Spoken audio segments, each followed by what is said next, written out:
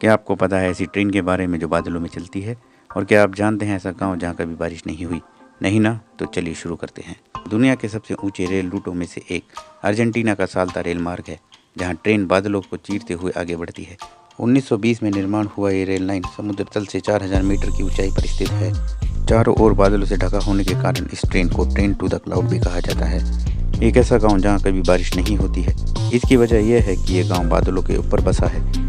बादल इस गांव के नीचे ही बनते हैं और बरस जाते हैं। ये गांव यमन की राजधानी के पश्चिम में मनक में है। इस गांव का नाम अल उतैब है।